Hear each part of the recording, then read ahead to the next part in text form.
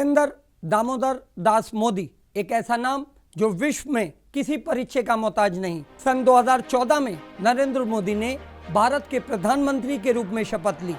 ईश्वर की शपथ लेता हूं कि इससे भारत के राजनीतिक सफर में एक नया मोड़ आया। मोदी के नेतृत्व में एक उज्जवल भविष्य के लिए उम्मीद और आकांक्षाओं की लहर दौड़ गई। नए भारत के लिए उनका विजन लाखों लोगों से जुड़ गया था। इसलिए उनकी सरकार ने कई नई नीतियां और पहल लागू की जिनका उद्देश्य था भारत का विकास। मोदी के कार्यकाल में आर्थिक विकास पर जोर दिया गया। उनकी सरकार ने मेक इन इंडिया जैसे बड़े कार्यक्रम शुरू किए। इस पहल का उद्देश्य भारत को एक वैश्विक निर्माण केंद्र में बदलना था। The old India was economically fragmented. The new India will create one tax, one market and for one nation. GST एक गेम चेंजर साबित हुई। जीएसटी को इतना सरल बनाया गया कि एक आम आदमी उसका लाभ उठा सके। जीएसटी ने राज्य की सीमाओं से पार बिजनेस करना आसान बना दिया। कनेक्टिविटी में सुधार के लिए भारत सरकार ने बुनियादी ढांचे पर निवेश किया।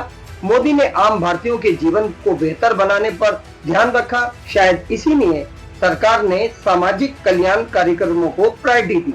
अभी मुझे कुछ लाभार्थियों से चर्चा करने का अवसर मिला। आज अपना पक्का घर मिला है, अपने सपनों का घर मिला है। प्रधानमंत्री आवास योजना का उद्देश्य जहां सबके लिए आवास उपलब्ध कराना रहा, वहीं स्वच्छ भारत अभियान यानी क्लीन इंडिया मिशन का उद्देश्य स्वच्छता में क्रांति लाना रहा। स्वच्छ भारत अभियान या स्वच्छ इंडिया मिशन एक बड़ा परिवर्तन रहा। इसने लोगों को शौचालय बनाने और स्वच्छता के लिए जरूरी प्रिकॉशन लेने को कहा। सरकार ने स्वास्थ्य सेवा को भी प्रायोरिटी दी। मोदी का विजन भारत की सीमाओं से परे तक फैला रहा। वो सक्रिय रूप से विदेशी कूटनीति में लगे रहे। मोदी के विजन ने विश्व मंच पर भारत का कद ऊंचा किया। सरकार ने विदेशी निवेश को इम्पोर्टेंस देने के लिए नीतियां लागू की जिससे कनेक्टिविटी और परिवहन में सुधार आ सके। मेक इन इंडिया पहल का उद्देश्य घरेलू उत्पादनों को बढ़ावा देना रहा। इस पहल ने कंपनियों को भारत में सुविधाएं दिलाई जिससे लाखों नौकरियां पैदा हुई। भारत माला परियोजना ने राजमार्गों के विकास पर ध्यान केंद्रित किया। सागर माला परियोजना का उद्देश्य बंदरगाह के बुनियादी ढांचे को बेहतर बनाना था जिससे व्यापार को सुविधाजनक बनाया जा सके और आर्थिक विकास को बढ़ावा दिया जा सके। मोदी सरकार ने सामाजिक कल्याण के महत्व को पहचाना। उन्होंने गरीब और मध्यम वर्ग के उत्थान के लिए विभिन्न योजनाएं शुरू की। स्वास्थ्य सेवा और शिक्षा को दुरुस्त करने के लिए विशेष रूप से काम किया गया। जनधन योजना विमेन एम्पावरमेंट का बहुत बड़ा माध्यम बनी। जनधन योजना के चलते करीब 290 मिलियन यानी 29 करोड़ से ज्यादा महिलाओं के बैंक खाते खुले हैं। प्रधानमंत्री जनधन योजना का उद्देश्य जहां एक और प्रत्येक परिवार को आसानी से बैंक अकाउंट उपलब्ध कराना रहा, वहीं दूसरी ओर आयुष्मान भारत योजना का उद्देश्य गरीबों को बीमा उपलब्ध कराना रहा। मोदी ने विदेश नीति के लिए एक सक्रिय दृष्टिकोण अपनाया। विश्व नेताओं के साथ बातचीत की, अंतर्राष्ट्रीय मंचों पर भाग लिया, विभिन्न देशों के साथ भारत के संबंधों को मजबूत किया। सुरक्षा के मोर्चे पर भी नरेंद्र मोदी सरकार ने निर्णायक कदम उठाए और आतंकवाद के खिलाफ कड़ा रुख अपनाया। पीएम मोदी के प्रयासों ने भारत के वैश्विक स्तर को ऊंचा किया। भारत ने अंतर्राष्ट्रीय मामलों में भी अधिक प्रमुख भूमिका निभाई। ये जलवायु परिवर्तन और आतंकवाद जैसे मामलों पर एक प्रमुख आवाज के रूप में उभरा। पीएम मोदी की विदेश नीति भारत की राजनीतिक साझेदारी को बढ़ाने पर केंद्रित थी। उन्होंने United state of America, Japan और ऑस्ट्रेलिया जैसे देशों के साथ संबंधों को मजबूत किया। साथ ही उन्होंने रीजनल स्टेबिलिटी को बढ़ावा देने के लिए पड़ोसी देशों के साथ बातचीत की। नरेंद्र मोदी सरकार ने मुस्लिम समुदाय के लिए कई योजनाएं लागू की। इन योजनाओं का उद्देश्य मुस्लिम परिवारों के सामाजिक और आर्थिक उत्थान को बढ़ावा देना है। मुस्लिम महिलाओं के एम्पावरमेंट के लिए मोदी सरकार ने बेटी बचाओ बेटी पढ़ाओ योजना लागू की। इस योजना का उद्देश्य मुस्लिम महिलाओं को शिक्षा प्रदान करना और उन्हें आत्मनिर्भर बनाना था। मोदी सरकार ने हज यात्रा के लिए सब्सिडी प्रदान की है। इससे मुस्लिम समुदाय के लोगों को हज यात्रा करने के लिए आर्थिक सहायता मिलती है। मोदी सरकार ने अल्पसंख्यक समुदाय के लिए भी स्कॉलरशिप योजना शुरू की है। इन योजनाओं का उद्देश्य मुस्लिम स्टूडेंट्स को उच्च शिक्षा दिलाने में मदद करना है। प्रधानमंत्री नरेंद्र मोदी ने शेड्यूल कास्ट और शेड्यूल ट्राइब्स के कल्याण के लिए भी कई महत्वपूर्ण योजनाएं शुरू की, जिससे इन समुदायों को सामाजिक और आर्थिक रूप से मजबूत बनाया जा सके। प्रधानमंत्री शेड्यूल कास्ट और शेड्यूल ट्राइब्स विकास योजना के तहत शिक्षा, स्वास्थ्य और रोजगार के क्षेत्र में अनेक योजनाएं शुरू की गई हैं। इन योजनाओं का उद्देश्य इन समुदाय के बच्चों को उच्च शिक्षा प्राप्त कराने में मदद करना और उनकी रोजगार संभावनाओं को बढ़ाना है। मैं समझता हूँ कि मुसलमान बेटियों पर 3 तलाक का फंदा लटका कर मुस्लिम बेटियों के साथ बहुत बड़ा अन्याय कर रहे हैं। इसका इस्लाम से संबंध होता तो दुनिया का कोई मुस्लिम देश 3 तलाक खत्म नहीं करता। नरेंद्र मोदी सरकार ने 3 तलाक पे रोक लगाने की पहल की, जो एक बड़ा कदम था। इस पहल का मुख्य उद्देश्य मुस्लिम महिलाओं के अधिकार और सम्मान की रक्षा करना है। दरअसल मुस्लिम महिलाएं एक लंबे समय से इस प्रथा से जूझ रही थी, जिसको रोकने के लिए मोदी सरकार ने कड़े कदम उठाए। इस कानून के तहत 3 तलाक को गैर कानूनी घोषित किया गया। इसका उद्देश्य मुस्लिम महिलाओं को न्याय दिलाना और उन्हें समाज में बराबरी का दर्जा दिलाना है।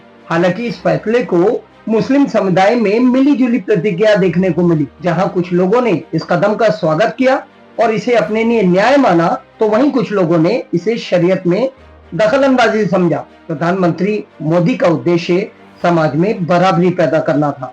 8 नवंबर 2016 की रात्रि को 12 बजे से 500 रुपए और 1000 रुपए के करेंसी नोट लीगल टेंडर नहीं रहेंगे। सन 2016 नोटबंदी के लिए भी याद रखा जाएगा। प्रधानमंत्री नरेंद्र मोदी ने 500 और 1000 रुपए के नोट को बंद करने की घोषणा की। इस साहसिक कदम का उद्देश्य काले धन और भ्रष्टाचार पर रोक लगाना था। इस निर्णय के बाद देश भर के लोगों ने पुराने नोटों को बदलने के लिए बैंकों की ओर रुख किया और नकदी की कमी का सामना किया। हालांकि इस कदम ने डिजिटल भुगतान और बैंकिंग प्रणाली को बढ़ावा दिया। नोटबंदी की वजह से बड़ी मात्रा में काला धन बैंकिंग प्रणाली में वापस आया, जिससे सरकार को टैक्स चोरी और आतंकवाद पर नियंत्रण करने में मदद मिली।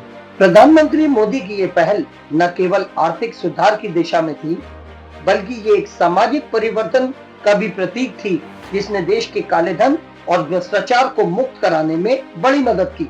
इस निर्णय ने डिजिटल इंडिया के सपने को साकार करने में महत्वपूर्ण भूमिका निभाई।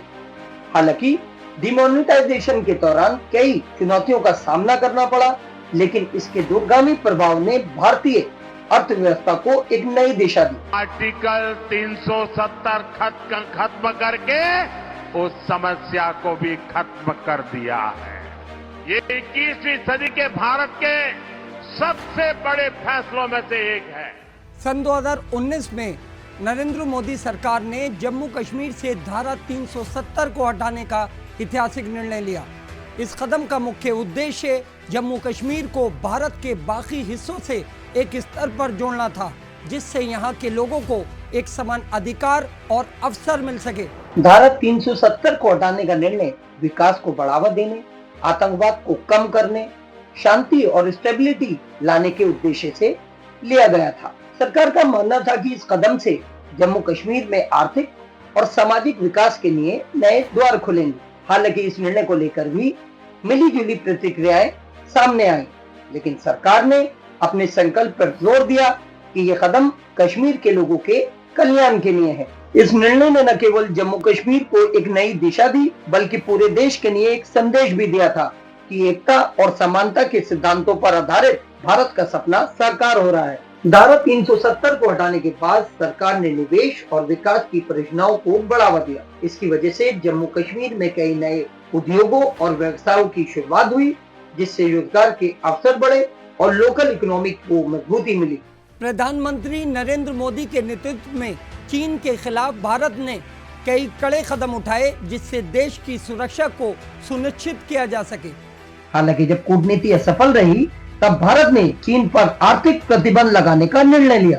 प्रधानमंत्री नरेंद्र मोदी ने चीन के साथ कूटनीति स्तर पर प्रयास किए जिसका उद्देश्य दोनों देशों के बीच तनाव को कम करना और शांति पैदा करना था। माना जाता है कि प्रधानमंत्री मोदी के नेतृत्व में भारत ने चीन के खिलाफ जो कदम उठाए हैं वो न केवल देश की सुरक्षा को सुनिश्चित करते हैं बल्कि एक आत्मनिर्भर भारत की ओर भी इशारा करते हैं। आज रात 12 बजे से पूरे देश में, ध्यान से सुनिए, पूरे देश में आज रात 12 बजे से संपूर्ण देश में संपूर्ण लॉकडाउन होने जा रहा है। कोविड-19 से मार्च 2020 में जब पूरी दुनिया इस वायरस से जूझ रही थी, मोदी सरकार ने देश भर में लॉकडाउन जारी किया। ये लॉकडाउन विश्व के सबसे सख्त लॉकडाउन में से एक था। स्वास्थ्य सेवाओं को मजबूत करने के लिए अस्पतालों में बेड और वेंटिलेटर्स की संख्या को बढ़ाया गया। साथ ही विशेष कोविड-19 अस्पतालों की भी स्थापना की गई। सन 2021 में दुनिया का सबसे बड़ा टीकाकरण अभियान शुरू हुआ। कोविशील्ड और कोवैक्सीन जैसे टीकों को मंजूरी मिली। अर्थव्यवस्था को सहारा देने के लिए $266 मिलियन का आर्थिक पैकेज भी घोषित किया गया, जिसमें एमएसएमई, कृषि और समाज के कमजोर वर्गों पर विशेष ध्यान दिया गया।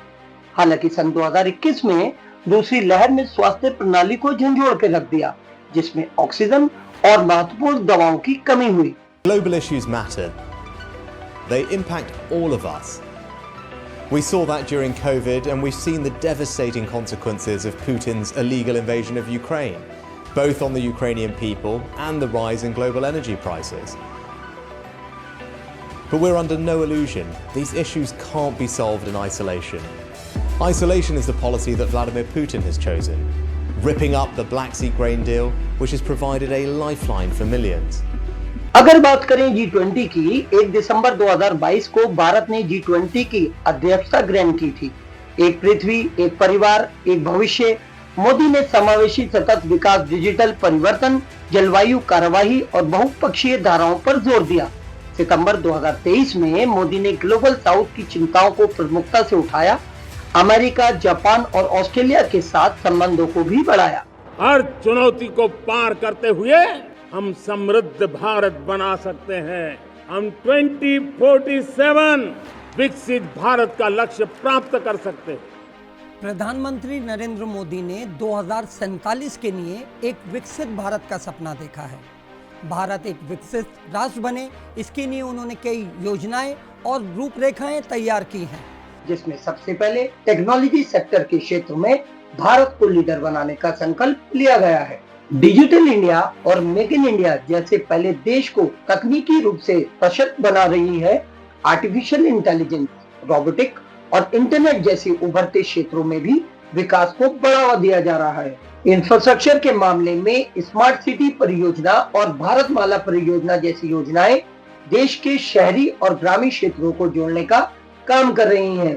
बुलेट ट्रेन नेटवर्क और हाई स्पीड रेल कॉरिडोर के निर्माण से यात्रा के समय में कमी आएगी। प्रधानमंत्री नरेंद्र मोदी का ये विजन न केवल भारत को एक विकसित राष्ट्र बनाने के लिए है, बल्कि एक समृद्ध, सक्षम और आत्मनिर्भर भारत की ओर ले जाने के लिए भी है। ये सपना तभी साकार होगा जब हर भारतीय इस मिशन में अपना योगदान देगा। साथ मिलकर हम इस लक्ष्य को प्राप्त करेंगे और सन 2047 तक एक विकसित भारत का निर्माण करें। सबका साथ, सबका विकास, इसको देखते हुए शायद ये कहना गलत नहीं होगा कि 140 करोड़ भारतवासियों को साथ लेकर चल रहा है इंडिया, तभी तो आगे बढ़ रहा है इंडिया। पीएम मोदी के देश के प्रति जज्बे को हम सलाम करते हैं। जय हिंद, जय भारत।